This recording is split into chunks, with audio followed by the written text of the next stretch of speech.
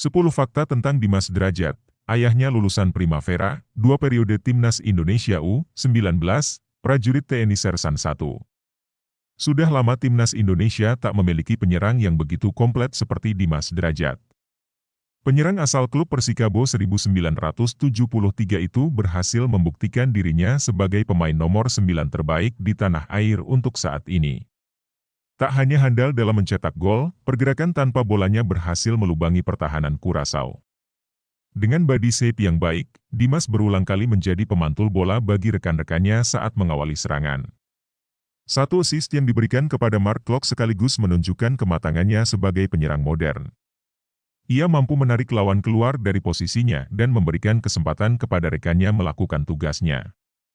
Dimas Derajat sebenarnya telah mencuri perhatian sejak 10 tahun lalu. Mau tahu lebih dalam tentang Dimas Derajat? 1. Dimas Derajat merupakan anak sulung almarhum Muhammad Sulhan, asisten pelatih Gresik United pada 2011.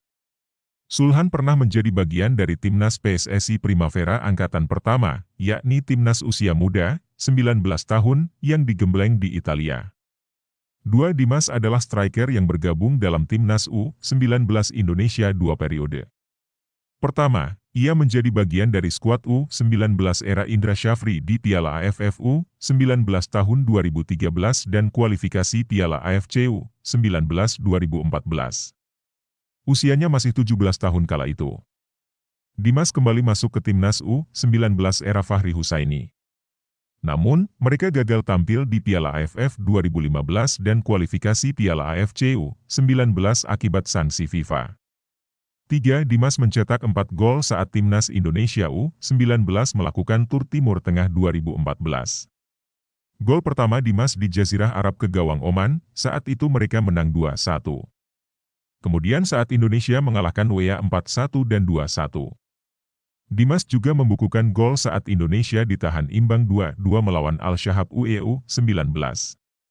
4. Nama Muhammad Dimas Derajat sudah dikenal publik sepak bola Gresik pada tahun 2010. Kala itu, ia mengikuti Liga Pendidikan Indonesia dan membela SMPN 3 Gresik. Pada Liga Pendidikan Indonesia 2011, Dimas mengantarkan SMPN 3 Gresik juara setelah mengalahkan SMPN 4 Semarang 2-1 di final. Dimas juga jadi pencetak gol terbanyak pada turnamen itu, yakni mengemas 15 gol. 5. Demi sepak bola, Dimas rela berpindah sekolah, SMP, saat masa pendidikannya memasuki ujian akhir nasional. Setelah juara Liga Pendidikan Indonesia, Dimas jadi satu dari 11 pemain yang dapat pelatihan khusus. Dimas pindah ke SMPN 4 Semarang karena lokasi pemusatan latihan digelar di ibu kota Jateng. Banyak pesepak bola yang bersekolah di SMP itu. 6. Dimas berguru di Moratalas FC, Madrid, Spanyol selama 2 pekan pada awal 2012. Itu merupakan bagian dari Liga Pendidikan Indonesia Camp. Sebanyak 6 pemain terbaik mendapat kesempatan berguru di Spanyol. Di Madrid, Dimas jadi anak asuh Duta Besar RI untuk Spanyol. 7. Dimas Derajat jadi pemain termuda Gresik United di ISL 2015. Ia mengaku cukup grogi kala harus bersanding dengan kompatriotnya, Bima Sakti. Maklum, Bima Sakti merupakan pemain paling senior di Gresik United saat itu. Sayangnya, kompetisi bubar dan Dimas belum sempat beraksi di laga resmi bersama Gresik United. 8. Dimas memutuskan masuk TNI bersama beberapa ex-pemain Timnas Indonesia U23. Ia menjalani tes di markas pelatihan TNI Angkatan Darat Rindam 03 Siliwangi, Bandung pada September 2015. Ia banting setir ke jalur militer karena merasa masa depannya di sepak bola terancam.